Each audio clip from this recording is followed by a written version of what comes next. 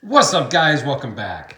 Today I've got a pretty cool little Boker Plus Lateralus, I think is how you pronounce it.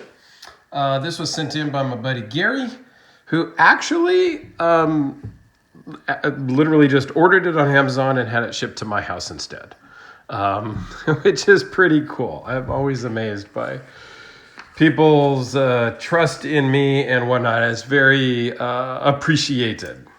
So let's just dive right into it. This is not a brand new This is a brand new one that just got to me from Amazon, but this is not a newly released knife. It's been out for several years, but it's still relevant because it's available today. It's affordable at like $86 on Amazon. Close length is 4 5/8. Overall length is 8 3/8. The blade is 3.73, edge is 3.35. It's a D2 steel, 0.138 inch thick blade stock, weighs in at just 4.4 ounces. Overall thickness of 0.468, so it's really thin, and it actually runs on bearings.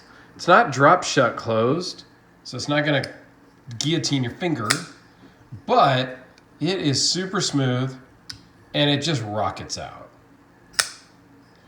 So this is a JB Stout design, who makes a lot of custom, high-end, super expensive knives that are hard to get.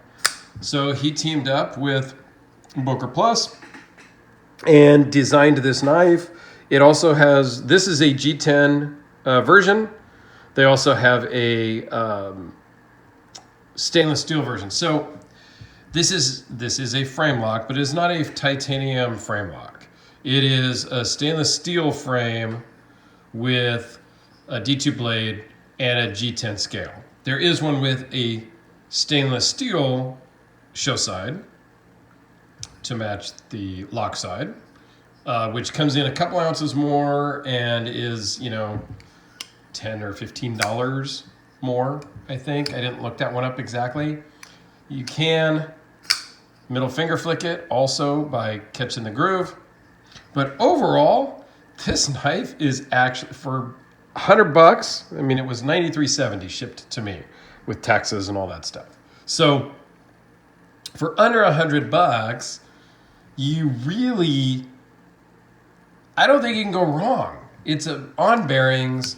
It's by a quality named company. It is manufactured in China, this particular ones, which, again, I don't care.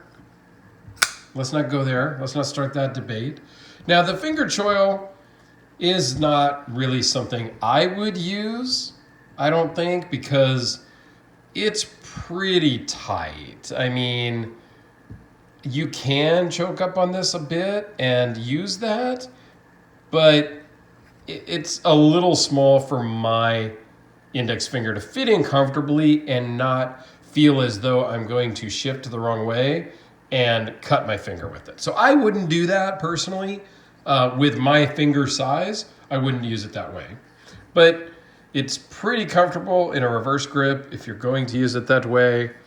It's really comfortable in just a normal grip. Super sharp right out of the box. Super smooth right out of the box. The clip is super tight right out of the box. And we all know how I feel about clips that are tight. Now, it works. I can fit this in my pocket, so I can't say it doesn't fit in the pocket. And it is just a bent steel clip, so I could take this off and adjust it. I won't. This isn't going to be my knife. It will go back to Garey, but this is very tight.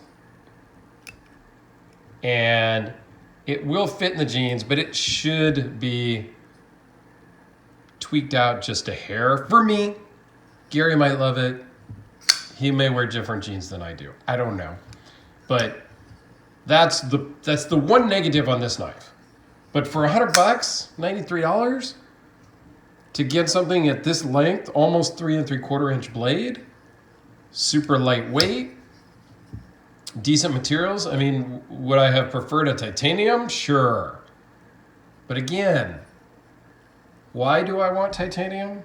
Why do I not want an affordable knife? Does that make me a knife snob? Oh boy, I went there. Anyway, that is going to be a video here soon as to affordables and why we collect what we collect and, you know, all of that stuff because, yeah. I don't know, let's give it, I was going to do some size comparisons, but let's show you this really nice looking blade. It's got kind of a stone-washed finish to it, so it's going to not show a lot of marks from usage. Nice G10 with a ton of milling around. All milled, all the edges are rounded. It just feels very finished in the hand. Really nice paracord, or a lanyard hole that you could put paracord in. Some nice spacers that, you know, that they're milled and they're not just, you know, round stock. I do like how they kind of milled in the lanyard holes and kind of did a recess there so that when you put a lanyard on it, it's not going to increase the thickness of the knife. That's a nice little touch. The pocket clip, well, we've said enough about that. And I just don't love the shape of it, but, you know, whatever. Not a lot of branding on the back. It's stout design. I think that's the serial number, the blade steel. All in all, this is pretty nice. So let's do a couple size comparisons so that you get an idea. Here it is next to the Sharpie, the Delica, because, well, that's the little guy, Spyderco Delica. Chris Reeve, large Sabenza 21, which is very similar in size to this. Little shorter blade, but that's okay. I do not have my Todd Big Field Marshal, which is more of like my full-size, you know, type of knife there. How about a Civivi Asticus? Little bit bigger, but very similar in size. And similar in price. I think this was $85. So it's very similar in price.